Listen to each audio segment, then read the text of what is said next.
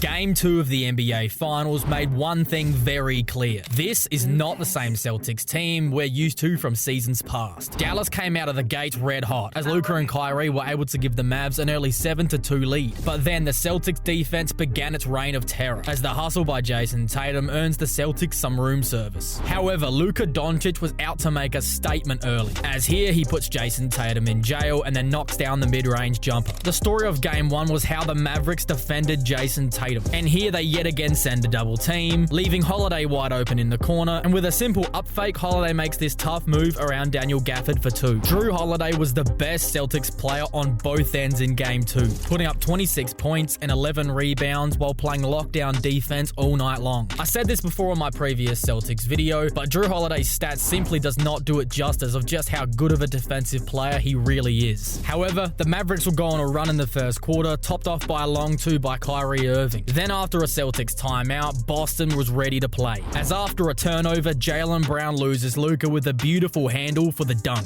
Then Kristaps Porzingis checks into the game and made an instant impact, swatting away this layup attempt by Maxi Kleber. The Boston Celtics have the best top 6 in the NBA, and they just seem so much more settled in this postseason with the inclusion of Drew Holiday's championship experience. Back to Luka Doncic, he continued cooking as he hit this tough fall-away shot over Jayson Tatum. Then the Celtics give Porzingis a deep post catch, something we hadn't really seen in Game 1. And with a deeper catch, it was an even easier finish over Maxi Kleber. Then Luka shows off his world-class shot making as he stops on a dime and makes an off-balanced triple. These opening minutes were huge for Dallas, as PJ Washington and Kyrie began to make some shots. Kyrie had a productive first quarter, scoring 8 points, but then Boston completely shut him down for the rest of this game. As here, Jaylen Brown does what many have tried to do, force Kyrie Irving into a turnover. Because of this elite on-ball defense, the Celtics are more than okay to switch absolutely everything, except for one matchup. Throughout the game, the Celtics refused to let Kyrie switch onto Al Horford, and the reason they were able to make this happen was because of the elite defense of Drew Holiday. As hard as Dallas were trying to force this switch, Drew kept denying them. Kyrie then made 2 tough layups, one after another, to build up a 4-point lead. Up until this point, the Celtics hadn't connected on a 3 in the first quarter, which would have been the first time that has happened in a first quarter all season long. But with time running down, Jaylen Brown blows by PJ Washington, then draws the help defense of Daniel Gafford, freeing up Horford in the corner for Boston's first triple of the game. In Game 1, it was an onslaught of 3-pointers that won the Celtics the game. But on a night where they shot 25% from deep as a team, Boston still found a way to win this ball game,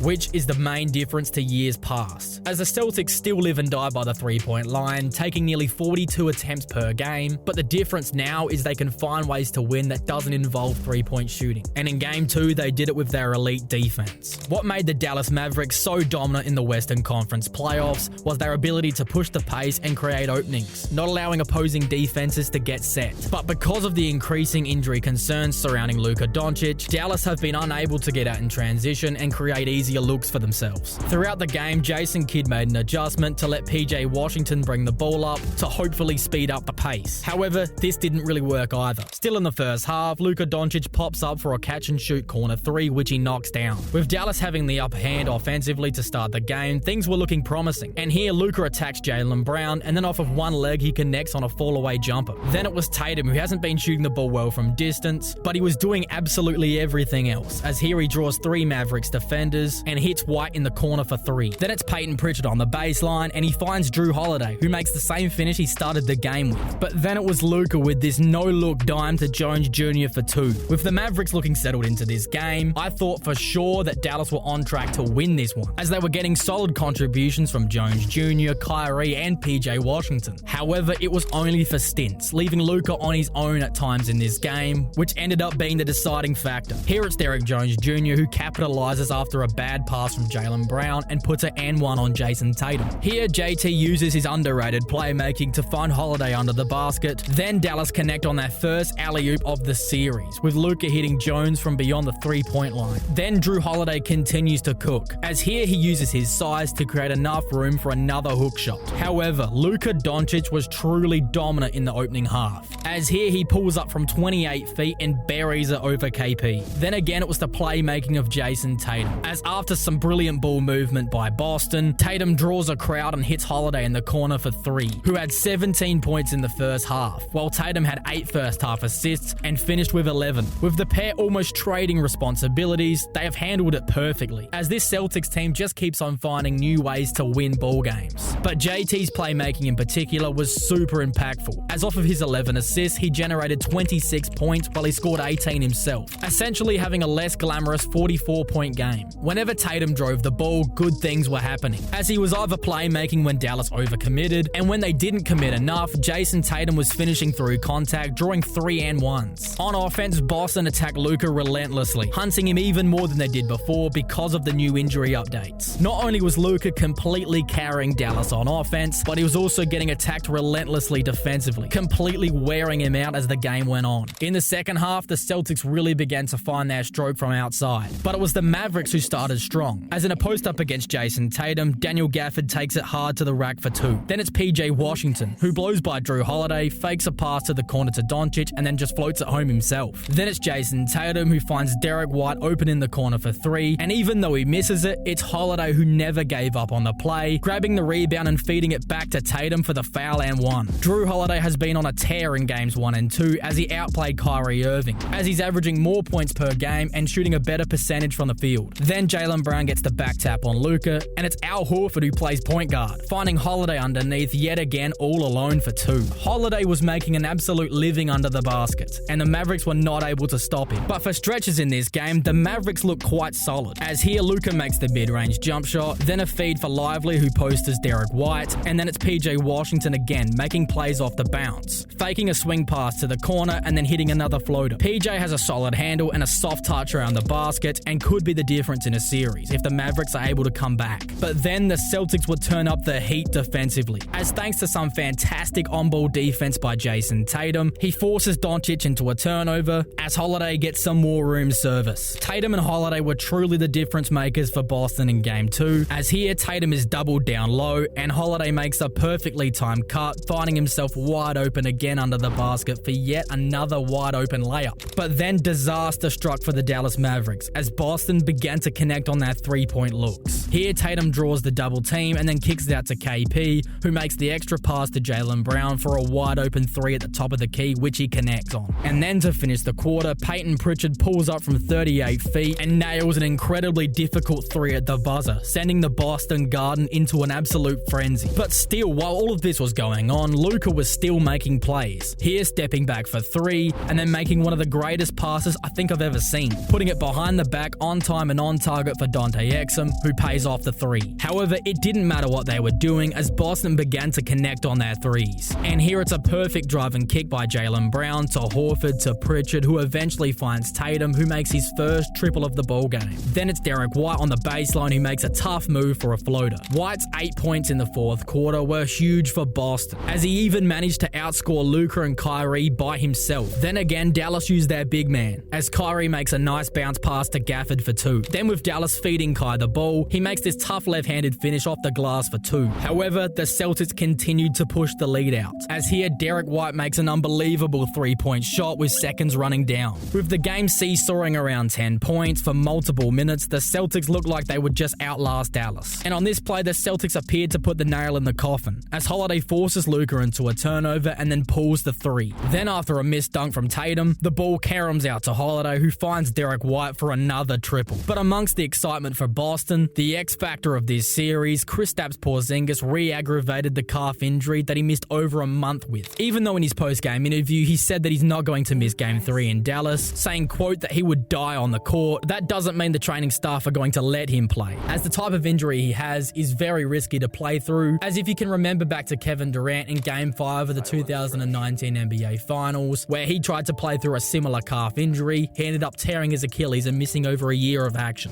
Then the Mavericks managed to make a last-ditched effort to get back into the game, as Luka put Al Horford in jail and then drew the foul and 1 to cut the deficit down to just 6 points with a made free throw. Then Tatum, with Luka switched on, looks to attack as he blows by Doncic, but then it's Derek Jones Jr. who makes an unbelievable defensive play coming up with the block. However, an even more unbelievable defensive play would turn the tide in this game, as Derek White made a LeBron James-esque chase down block to seal the deal. All it took for Boston to get back into this game was to start hitting their 3-point shots, as they played probably the worst game they're going to play all series long, but were still able to come out with a W. Meanwhile, for the Mavericks, they sit in an 0-2 hole and will need to do some soul searching if they're going to tie the series with 2 wins at home. After only 2 games in this series, is it over? Let me know in the comments below.